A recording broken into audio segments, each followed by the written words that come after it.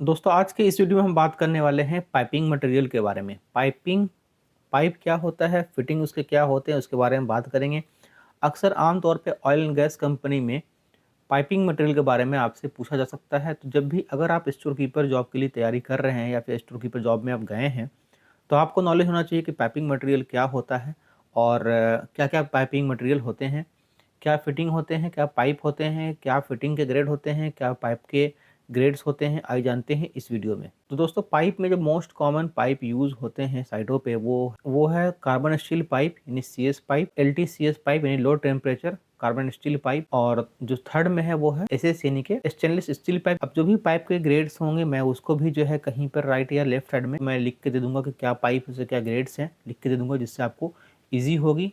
वैसे carbon steel pipe के जो ग्रेड्स हैं वो है A106, LTCS यानी लो टेम्परेचर कार्बन स्टील का ग्रेड्स है वो है A333, और एसएस के जो ग्रेड्स है वो है 304, 316, 317। ये तीन पाइप जो है मोस्ट कॉमन यूज होती है अक्सर ऑयल एंड गैस कंपनी में, लेकिन इसके साथ साथ और भी कुछ पाइप है जैसे कि पीवीसी पाइप वगैरह भी यूज़ की जाती है।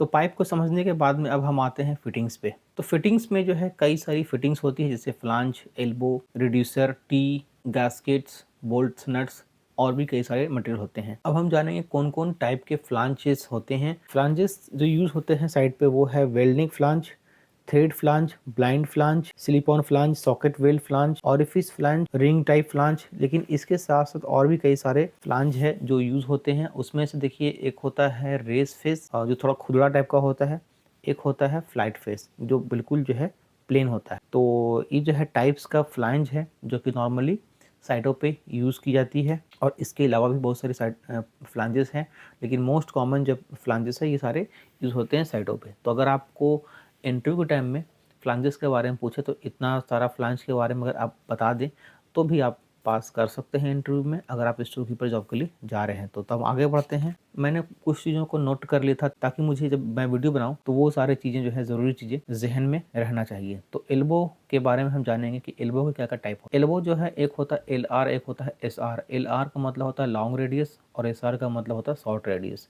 मतलब ये कि एक थोड़ा सा जो एल्बो होता है ना थोड़ा लॉन्ग उसका जो है ये रहेगा और एक थोड़ा शॉर्ट रहेगा, यही फ़र्क होता है एल आर और एस आर में।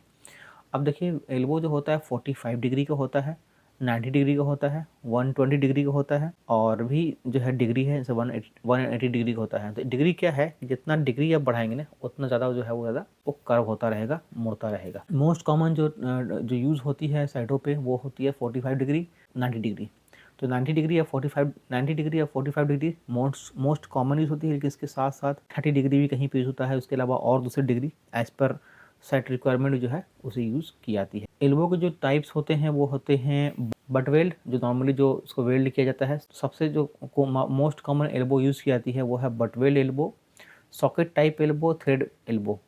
ये तीन टाइप के जो एल्बो होते हैं मोस्ट कॉमन यूज़ होते हैं। बाकी जो मैंने डिग्री बताया है उसे भी ध्यान रखिएगा, और रेडियस का भी ध्यान रखिएगा कि शॉर्ट रेडियस लॉन्ग रेडियस का दोनों को ध्यान रखिएगा। अब हम आते हैं टी के ऊपर में कि टी क्या होता है। तो टी वो होता है जो एक दूसरे को कनेक्ट करता है तीन साइड से, उसे टी कहते हैं। अब टी जो है उसके अलावा जो है टी, अब टाइप ऑफ टी क्या होते हैं। तो टी जो है एक तरह का एक इक्वल टी होता है, हर तरफ से जो है इक्वली रहता है तीनों साइड से, उसे इक्वल टी कहते हैं।